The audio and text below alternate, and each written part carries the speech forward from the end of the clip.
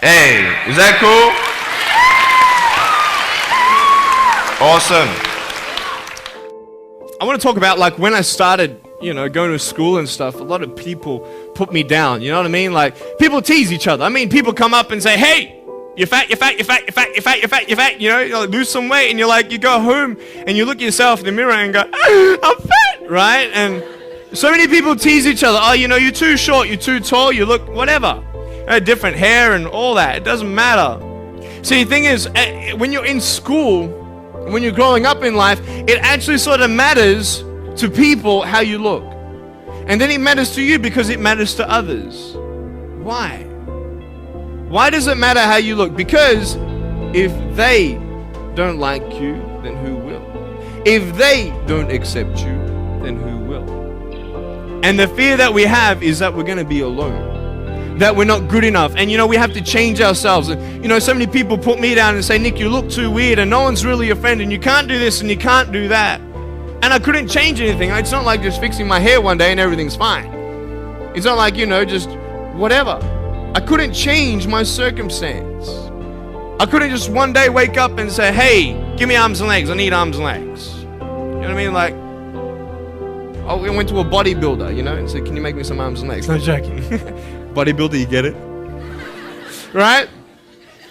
So here's the thing. I go up to people, can you give me a hand? Just joking. But it was so hard because people put me down. And I started believing that I was not good enough. I started believing that I was a failure. That I'd never ever be somebody who people would like or people would accept. And it was so hard, man. I thought to myself, I can't go on the soccer field like everybody else. And I can't ride my bike and I can't skateboard and all these sort of things. And I started getting depressed. I thought, what kind of purpose do I have to live? I mean, are you just here to live, to die? I mean, is there not a purpose for me? Is there not a purpose in life? And I had questions and no answers. And I asked my mum and dad, why did this happen? I asked doctors, why did this happen? They don't know. There are some things in life that are out of your control that you can't change and you got to live with. The choice that we have, though, is either to give up or keep on going. I want to ask you, what are you going to believe? Are you going to believe in yourself? Are you going to believe everybody else's judgment on you? Are you going to believe people when they say that you're a failure? No one really likes you. No one really cares about you. And it's not really to say that, hey, you need someone to come up and say, hey, really, I like you, I care about you. No, it's not that. But it's the fact that people put you down. People don't even look you in the eye. People ask you how you are and you say fine, but you're not fine. And they'll never know. I tell you, life is interesting. Life's a journey. See this phone here? Let's say that I want to go to the phone, right? And I start from over here. Now, to get to the phone, it's not like I'm going to start meditating and going hum, right? And float across the air, right? It's not going to work. It's not like I'm going to go hum and woo, it's not going to work. So I have to take one step at a time, one step at a time, one step at a time. You can only take one step at a time. I don't care how big your step is, it's only one step at a time. You can't do 2 steps in one. You understand? So it's like one step at a time. And you take steps in this direction, you take steps in that direction, and sort of get lost along the way, and sometimes you fall down. Now, to illustrate my point, I'm going to jump off the table, do a back twist, and land on the floor. Okay? Is that cool? Are you ready? Oh, there's a clock there? Okay, can you move the clock for a second, please? Beautiful, beautiful. All right. You ready? So, are you guys ready? Just let me know when you're ready. Are you ready? Okay, ready? 1, 2. I'm joking, man. Are you serious? Just put the clock back there. If I did that, I'll break my arm or something. You know what I mean? But honestly, along the way, you might fall down like this. Ready? Right? Hello! Right. So what do you do when you fall down? Get back up. Everybody knows to get back up, because if I start walking, I'm not going to get anywhere. But I tell you, there are some times in life where you fall down, you feel like you don't have the strength to get back up. So sort of put a mask on your face when you come to school and pretend that everything's okay when it's not, and you go home and lay in your bed when no one's looking at you, when you don't have to impress anybody, and you're yourself.